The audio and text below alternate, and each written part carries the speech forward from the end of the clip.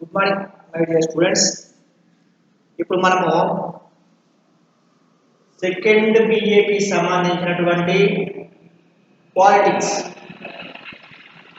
Paper వచ్చి fourth paper fourth సెమిస్టర్కి సంబంధించినటువంటి, అలాగే మనము థర్డ్ యూనిట్లో ఉన్నాము. థర్డ్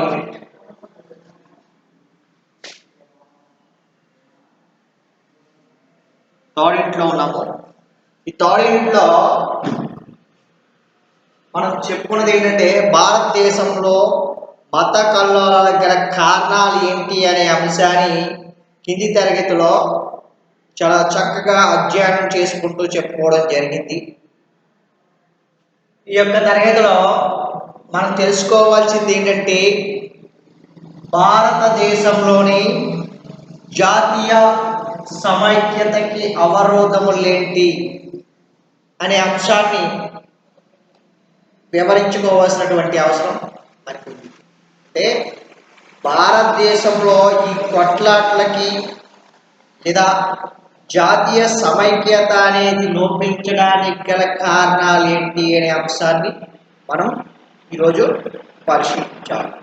ఎందువల్ల ఈ యొక్క జాతీయ సమైక్యత అవరోధాలు ఏర్పడుతున్నాయి, దానికి గల కారణాలు ఏంటి, వీటిని ఏ విధంగా మనము తొలగించి భారతదేశ జాతీయ సమైక్యతని ఏర్పాటు చెయ్యాలి, నేషనల్ బిల్డింగ్, నేషనల్ ఇంటిగ్రిటీ అనేసి ఇక్కడ మనము పిలవచ్చు. ఇలా ఏర్పాటు చేసినప్పుడే భారతదేశంలో సోదర భావంతో మెలుగుతూ ఆ యొక్క దేశాభివృద్ధిలో యువత చురుగ్గా పాల్గొనడానికి ఆస్కారం ఉంటుంది. జాతి, కుల, మత, లింగ, వర్ణ, వర్గ విచక్షణకి తావు లేకుండా అందరూ కూడా సమానమనే భావంలో ప్రజలందరూ ఎప్పుడైతే భావిస్తారో అప్పుడు తప్పకుండా దేశాభివృద్ధి చెందుతుంది అనే విషయాన్ని మనము గమనించాలి. ఈ దేశాభివృద్ధి విషయానికి ఈ యొక్క జాతీయ సమైక్యత విషయంలోకి వచ్చేటప్పటికి మనకి ముస్లింలకి ఈ జాతీయ సమైక్యత విషయంలో ఈ యొక్క ఘర్షణలు జరగడం వల్లే భారతదేశము రెండు దేశాలుగా డివైడ్ చేయడం జరిగింది. ఒకటి హిందువులందరూ ఉన్నటువంటి దేశాన్ని ఇండియా గాను, ముస్లింలందరూ నివసించేటువంటి దేశాన్ని పాకిస్తాన్కు డివైడ్ చేయడం జరిగింది. ఎందుకు ఇలా జరిగింది అంటే అది జాతీయ సమైక్యత భావం అనేది మనలోనూ ముస్లింల్లోనూ అది తగ్గడం వల్లే, కనిపించడం వల్లే మన దేశము రెండు దేశాలుగా ముక్కలైపోవడానికి ప్రధాన కారణము అనేసి చెప్పుకోవచ్చు. అలాగే మనం ఒక అంశాన్ని గమనించినట్టయితే కనుక ఒక ఎద్దుల బండిని తీసుకున్నట్టయితే అక్కడ రెండు ఎద్దులు ఉంటాయి. ఆ రెండు ఎద్దులు కూడా సక్రమైనటువంటి మార్గంలో వెళ్ళినప్పుడు మాత్రమే ఆ బండిలో ఉన్నటువంటి సరుకు అనేది నిర్ణీత కాలానికి చేర్చబడుతుంది. అలా కాకుండా ఒక ఎద్దు ఒకేపుకి లాగినాయి అనుకోండి, ఏం జరుగుతుంది? బండి పునాదులపై సరైన టైంలో సరుకు అనేది అక్కడికి చేరవేయలేదు. చాలా ఇబ్బందికరమైనటువంటి అంశాలను ఫేస్ చేయవచ్చు. అంటే ఇది ఎందుకు చెబుతున్నానంటే ఐకమత్యం అనేది చాలా బలమైనటువంటి ఆయుధం మనకి. ఈ ఐకమత్యం అనేది లోపించింది అనుకోండి, ఎదుటివాడు చాలా సులభంగా మన మీద దెబ్బతీయడానికి ఆస్కారం. అందువల్ల దేశంలో ఉన్నటువంటి ప్రతి ప్రజలు, పౌరులు కూడా అందరూ కూడా ఒకటే అనే భావం మీద ఎప్పుడైతే ఉంటారో అప్పుడు దేశ ఐక్యత అనేది బలపడుతుంది అనే విషయాన్ని మనము గమనించాలి. ఓకేనమ్మా? దాంట్లో భాగంగా మనము ఏంటంటే నేడు భారతదేశంలో ప్రధానంగా జాతీయ సమైక్యను సాధించుటకు అనేక సమస్యలను ఎదుర్కోవాల్సి వస్తుంది అనే విషయాన్ని మనము తెలుసుకోవాలి. అంటే ఈనాటి భారతదేశాన్ని గనక మనం పరిశీలించినట్టయితే ఈ భారతదేశ జాతీయ సమైక్యత విషయంలో మన దేశము అనేక అవరోధాలని ఎదుర్కోవాల్సి వస్తుంది అనే విషయాన్ని మనం స్పష్టంగా తెలుసుకోవాలి. భారతదేశంలో ఈనాడు జాతీయ సమైక్యత ఉందా అంటే కొన్ని విషయంలో ఉంది అని చెప్పుకోవాలి. కొన్ని విషయాల్లో ఆ జాతీయ సమైక్యత విషయంలో ఏమైనా తేడా కలిగితే కనుక భారతదేశం విచ్ఛిన్నమైపోద్ది అనే విషయాన్ని కూడా మనం గుర్తుంచుకోవాలి. చాలా ప్రమాదం. భారతదేశంలో ఏవైనా జరగడానికి జరిగితే ఈ భారతదేశం ముక్కలు అయిపోవడానికి ఆస్కారం కూడా ఉంది. అని ప్రస్తుతానికి జాతీయ సమైక్యత ఉంది. కానీ ఈ జాతీయ సమైక్యతకి సంబంధించినటువంటి అనేక అవరోధాల్ని లేదా సమస్యల్ని భారతదేశం నేడు ఎదుర్కొంటుంది అనే విషయాన్ని మనం తప్పనిసరిగా గుర్తుంచుకోవాల్సినటువంటి అవసరం ఉంది. ఓకేనమ్మా? దాంతోపాటు ప్రస్తుత అంశాన్ని మనం పరిశీలించినట్టయితే జాతీయ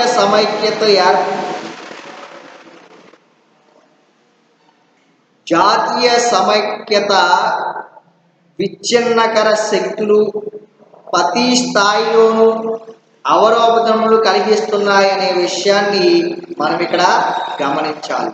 ఎందుకంటే భారతదేశ ప్రస్తుత విధానాన్ని పరిశీలించినట్టయితే భారతదేశానికి అనేక విచ్ఛిన్నకర శక్తుల నుంచి ప్రమాదం పోచి ఉంది అనే విషయాన్ని కూడా మనం గమనించాలి. ఇంకా మనం చెప్పుకోవాల్సినటువంటి దౌర్భాగ్యకరమైనటువంటి విషయం ఏంటంటే భారతదేశంలో ఏదైతే ప్రతిపక్ష పార్టీలు ఉంటాయో ఆ పార్టీలు వాళ్ళ యొక్క రాజ్యాధికారం కోసం ప్రాకులాడుతూ మనకి కొట్లాటల్ని కూడా సృష్టించేటువంటి కెపాసిటీ పనులు కూడా ఆ పార్టీలు చేస్తున్నాయంటే చాలా ఆశ్చర్యకరమైనటువంటి విషయంగా మనం భావించాలి. ఇవన్నీ కూడా తెర వెనుక జరిగేటువంటి కార్యకలాపాలు. తెర ముందుకి ఆ ప్రతిపక్ష రాజకీయ పార్టీలు రావు. తెర వెనుక నుంచి అనేకమైనటువంటి శక్తుల్ని ఇవి రెచ్చగొట్టేటువంటి విధానాన్ని వ్యవహరిస్తున్నాయి. కాంగ్రెస్ పార్టీ అవ్వచ్చు, లేదా ఇప్పుడు అధికారంలో ఉన్న బీజేపీ పార్టీ అవ్వచ్చు. ఎందుకంటే ఈ జాతీయ సమైక్యత భావాన్ని మీద దెబ్బ కొట్టినప్పుడు ఆ యొక్క విచ్ఛిన్నకర శక్తులు పేటరేగిపోయి ఆ పార్టీ యొక్క ప్రతిష్ట దెబ్బతీయడానికి ఈ విధమైనటువంటి రాజనీతిని ఉపయోగిస్తున్నారు అనే విషయాన్ని కూడా మనము గుర్తుంచుకోవాలి. దాంతోపాటు ఇక భారతదేశంలో మతము, కులము, జాతి, ఆచారాలు, సాంప్రదాయాలు ఇవన్నీ విషయాలు తీసుకున్నట్టయితే ఇవన్నీ కూడా ఒక అవరోధాలు మన భారతదేశంలో. అనేక మంది విచ్ఛిన్నకర శక్తుల వల్ల, ఉగ్రవాదులు, టెర్రరిస్టుల వల్ల అనేక రకాలుగా భారతదేశంలో ఏదో ఒక ప్రాంతంలో ఏదో ఒక రకమైనటువంటి గొడవలు సృష్టించబడుతున్నాయి. దాంతోపాటు మన యొక్క ఎదుగుదలని ఓర్వలేనటువంటి మన ప్రక్క దేశాలు కూడా భారతదేశం యొక్క అభివృద్ధి మీద దెబ్బ కొట్టడానికి, భారతదేశం యొక్క సమైక్యత మీద దెబ్బ కొట్టడానికి అనేక ప్రయత్నాలు చేస్తున్నారు అనే విషయాన్ని కూడా మనము గుర్తుంచుకోవాలి. ఓకేనమ్మా? రైట్. అలాగే ఇక్కడ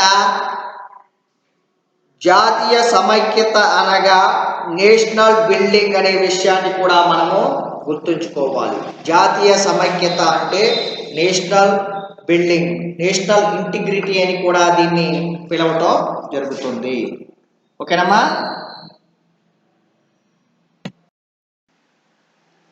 ఇక్కడ జాతీయ సమైక్యతని నేషనల్ బిల్డింగ్ అనేసి ఇక్కడ మనం చెప్పడం జరుగుతుంది. అంటే నేషనల్ బిల్డింగ్ అనేది ఎందుకు పిలుస్తారంటే జాతి మొత్తము కూడా ఒకే తాటి మీద ఉన్నప్పుడు దాన్ని జాతీయ సమగ్రత అనేసి మనము చెప్పుకోవచ్చు.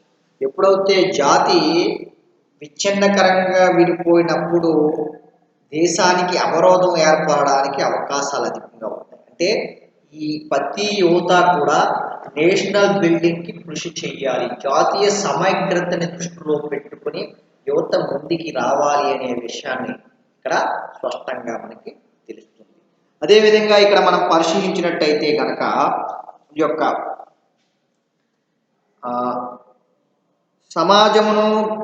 సమాజాన్ని మనం పరిశీలించినట్టయితే కనుక గిరిజన కమ్యూనల్ జాతి వివక్షత, కుల ప్రతిపాదికన, భాష ప్రతిపాదికన, అలాగే ప్రాంతీయ ప్రతిపాదికన విడదీయకుండా సమైక్యంగా ఉంచుటియే జాతీయ సమైక్యత అనేసి మనము పిలవడం జరుగుతుంది. అంటే ఇక్కడ మనము భారతదేశంలో దేశాన్ని పరిశీలించినట్టయితే కింది క్లాస్లో మనం డిస్కషన్ చేసుకున్న ఈ అంశం మీద ఏమని,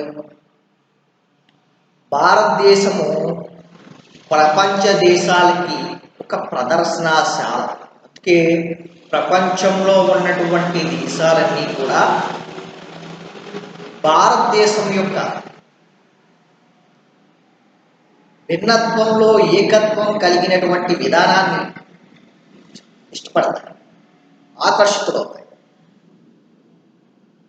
మతం విషయము, కులం విషయంలో కట్టుబాట్లు, ఆచారాలు, సాంప్రదాయాలు, భాషలు, అలవాట్లు, అదర్ వ్యక్తుల మీద ఉన్నటువంటి గౌరవ భావము, రెస్పెక్ట్, పెద్దల్ని గౌరవించే విధానము, పెద్దల్ని ట్రీట్ చేసేటువంటి సిస్టము, ఇవన్నీ కూడా కేవలం భారతదేశంలో మాత్రమే ఉన్నాయనే విషయాన్ని మనము గమనించాలి. ఎందుకంటే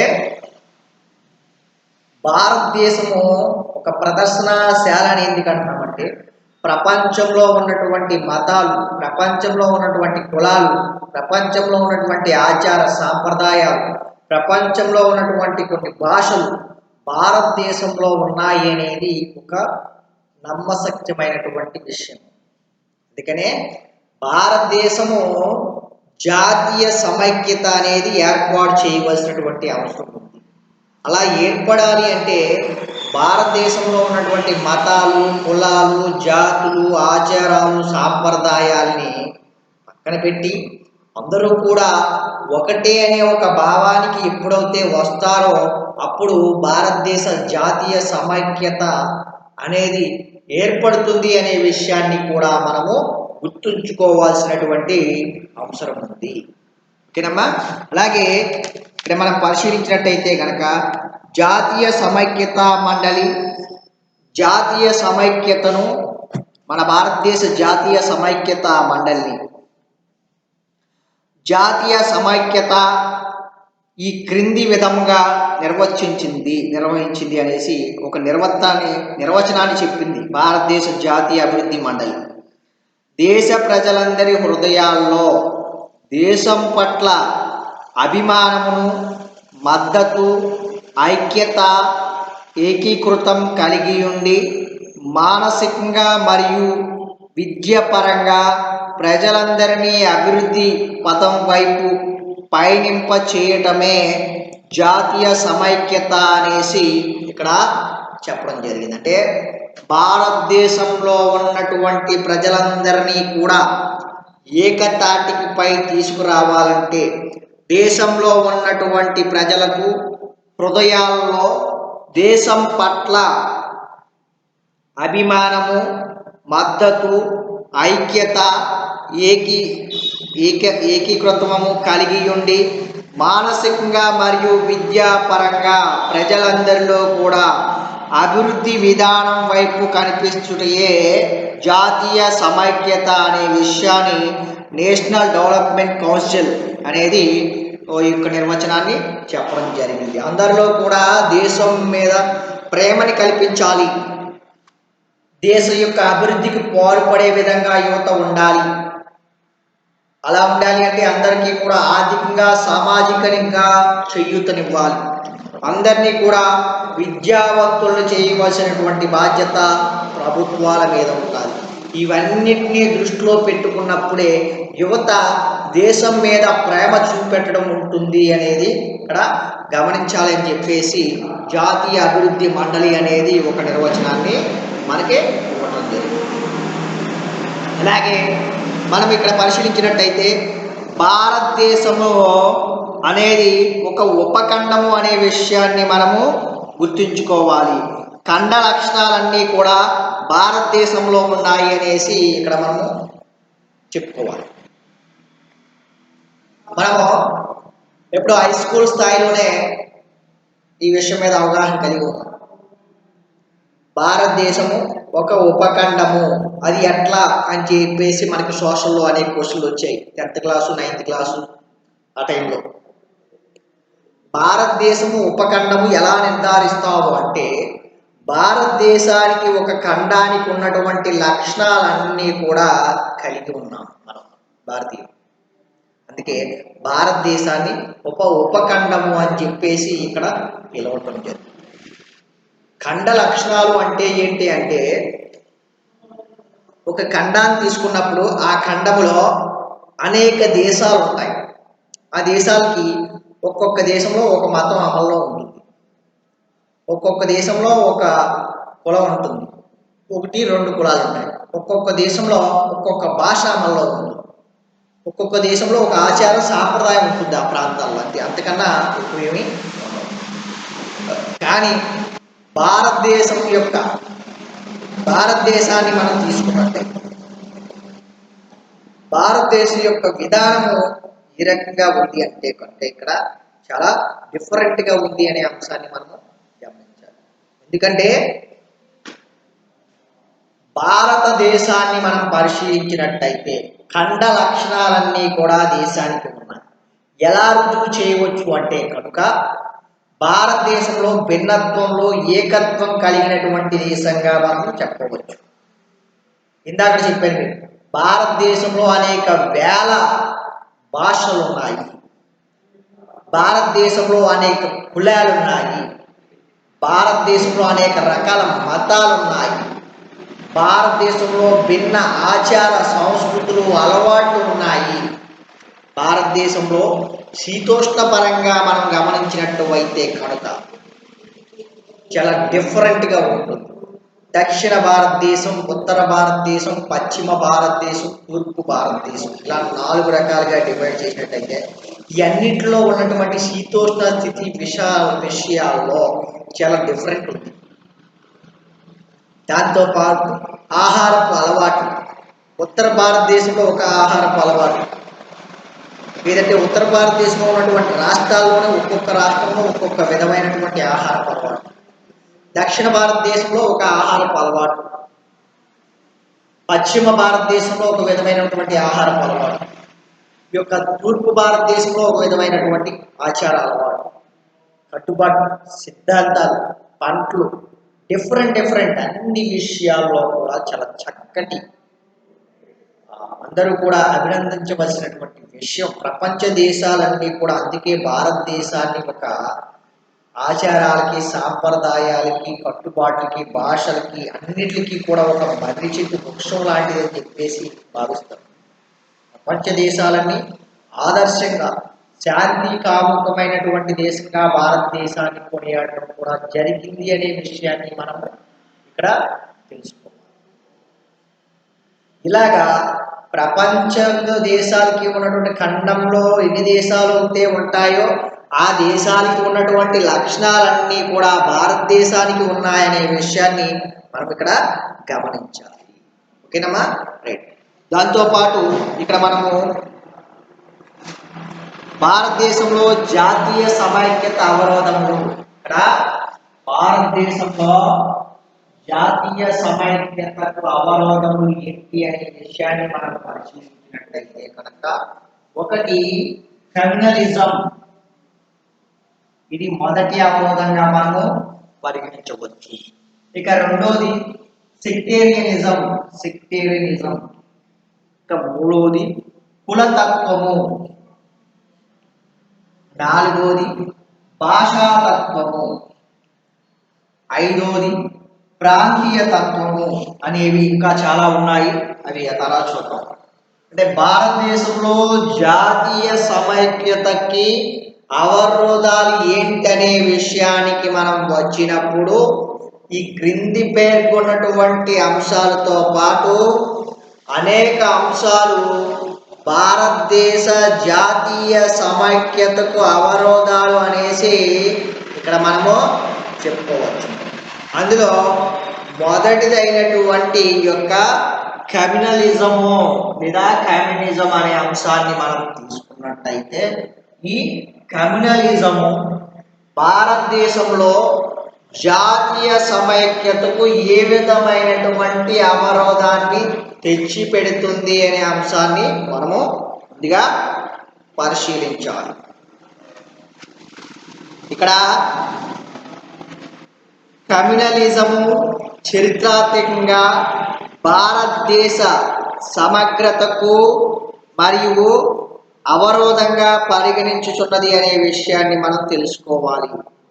కమ్యూనలిజం అనేది చరిత్రాత్మక పరిణామంగా పరిశీలించినట్టయితే భారతదేశ సమైక్యతకు ఒక అవరోధంగా పరిగణించబడుతుంది అనే విషయాన్ని మనం ఇక్కడ స్పష్టమవుతుంది.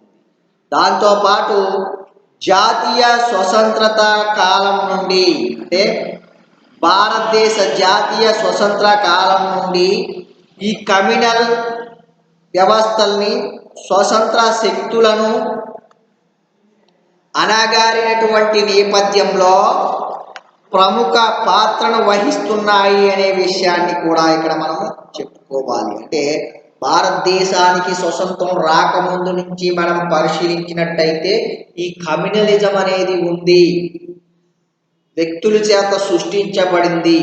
సృష్టించి అరాచకమైనటువంటి విధానాన్ని అక్కడ ఏర్పాటు చేసింది అనే విధానాన్ని కూడా మనము గమనించవలసినటువంటి అంశం ఉంటుంది.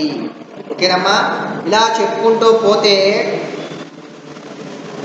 భారతదేశంలో ఏ భాగంలో చూసినా సరే, కార్గిల్ నుంచి కన్యాకుమారి వరకు, గోవా నుండి చౌపతి వరకు మనము కమ్యూనల్ వివాదాలని మనము పేర్కొనవచ్చు. అంటే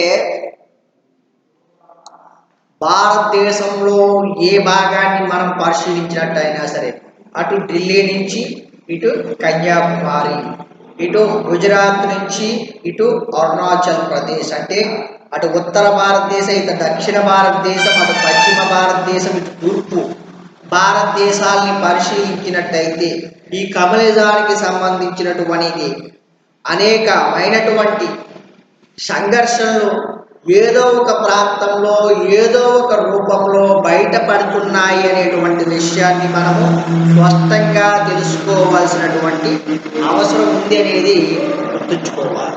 ఓకేనమ్మా, అలాగే దాంతోపాటు ఇక్కడ మనం స్వతంత్రం వచ్చినప్పుడు నుంచి భారతదేశంలో ఇప్పటికి దాదాపుగా 12,000 తగాదాలు జరిగాయి అనేది చాలా మనల్ని భారతీయులుగా ఆశ్చర్యానికి గురి చేసేటువంటి అంశము. అంటే స్వతంత్రం వచ్చిన కాడి నుంచి కూడా మనం పరిశీలిస్తే మన దేశాన్ని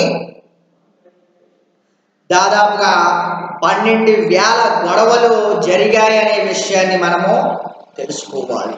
ఎందుకంటే ఏదో ఒక రకంగా మత కొట్లాట, కులాల కొట్లాటకు సంబంధించిన ఈ కమ్యూనిజానికి సంబంధించిన గొడవలు చోటు చేసుకుంటున్నాయి.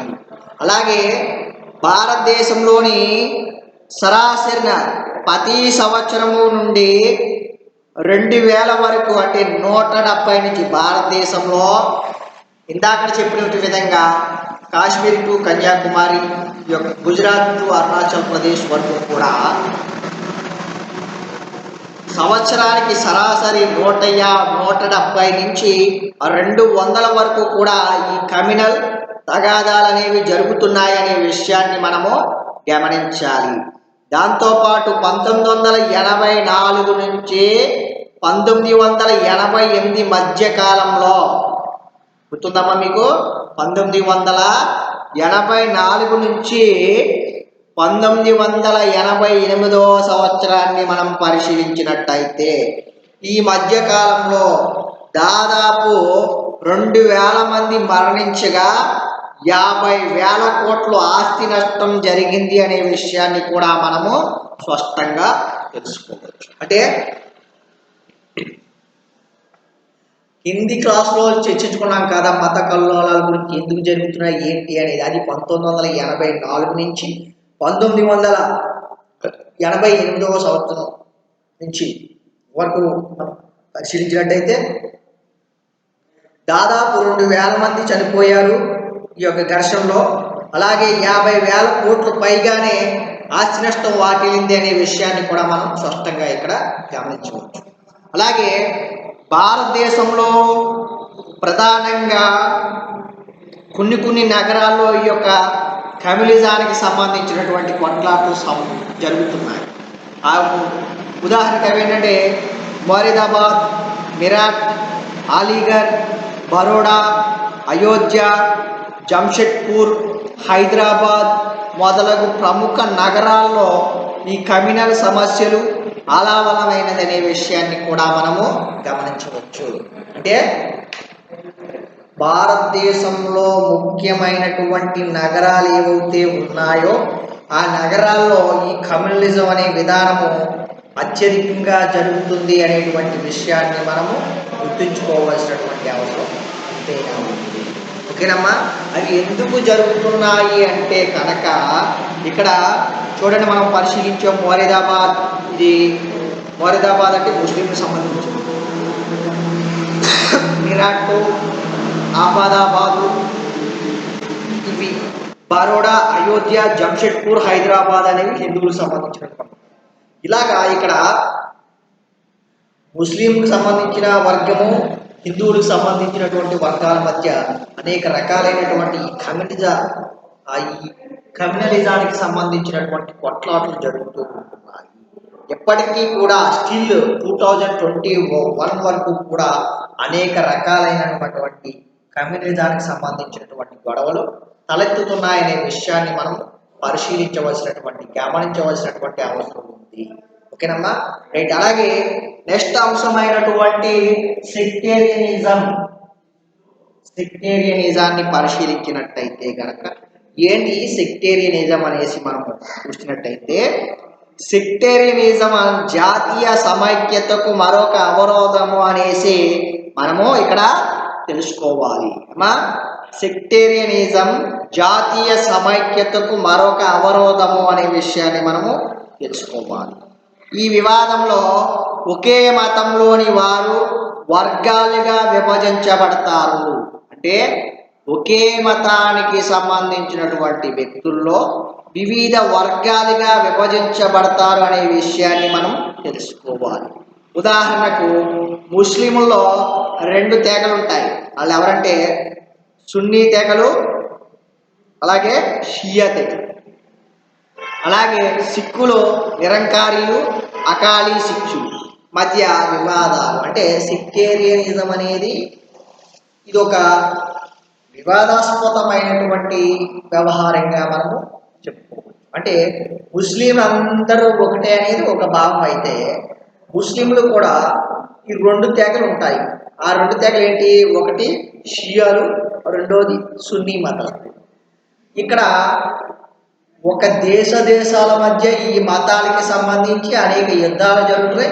ఎప్పటికీ ప్రపంచంలో ఈ సున్నీ షియా తెగలకి సంబంధించి వీళ్ళకి పడకపోవడం కూడా జరుగుతున్నాయి అనే అంశాన్ని మనం గమనించాలి.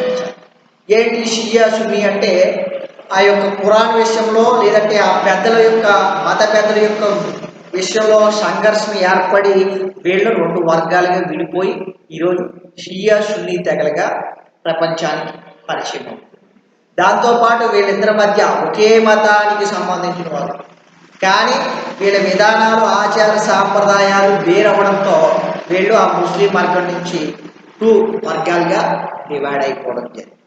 ఓకేనమ్మా, వీళ్ళ మధ్య తీవ్రమైనటువంటి కొట్లాట్లు జరిగాయి. ప్రపంచంలో 2 దేశాల మధ్య గొడవలు కూడా యుద్ధాలు కూడా జరిగాయంటే ఈ ఒకే మతానికి సంబంధించిన వ్యక్తుల్లో ఈ రకంగా ఉండటం అంటే చాలా కష్టమైనటువంటి అంశం.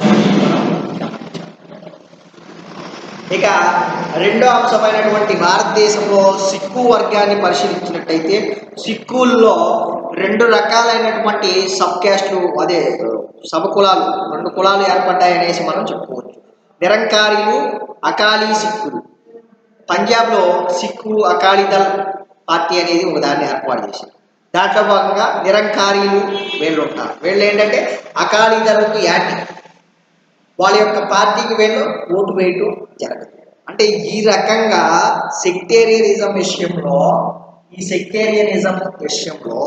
భారతదేశంలో అనేక కొట్లాటలు కూడా జరుగుతున్నాయి. అంటే ఒకే మతానికి సంబంధించిన వ్యక్తులు అయినప్పటికీ వీళ్ళు ఏం చేస్తున్నారంటే మతంలో ఉన్నటువంటి పెద్ద మనుషుల విధానంలో కానీ వాళ్ళు అవలంబిస్తున్నటువంటి ఆచార విషయంలో కానీ వీళ్ళు అవాయిడ్ అయ్యి బయటకు వచ్చేసి వాళ్ళు మళ్ళా కొట్టుకోవడం స్టార్ట్ చేస్తున్నారు. ఈ విధంగా భారతదేశ జాతీయ సమైక్యతకి అవరోధం ఏర్పడడానికి అవకాశం ఉందని చెప్పేసి మనం చెప్పుకోవచ్చు. ఓకేనమ్మా? అంటే ఇప్పుడు దాకా మనకి ఏం చెప్పుకున్నామంటే భారతదేశంలో జాతీయ సమైక్యత అవరోధములు అనే విషయం గురించి చర్చించుకుంటూ ఆ అవరోధం ఎలా ఏర్పడుతుంది అని చెప్పుకుంటూ భారతదేశంలో జాతీయ సమైక్యత అవరోధములు ఏంటి అనే విషయానికి వచ్చేటప్పటికి మనం 2 అంశాలని పరిశీలించాం. ఒకటి కమ్యూనలిజం అయితే రెండోది సెక్టేరియనిజం అనే అంశం గురించి స్పష్టంగా ఈరోజు తరగతిలో డిస్కషన్ చేసుకోవడం జరిగింది. మిగిలినటువంటి అంశాలు ఏవైతే ఉన్నాయో ఆ అంశాలని రాబోయే తరగతిలో మనం డిస్కషన్ చేద్దాం. ఓకేనమ్మా? Thank you very much.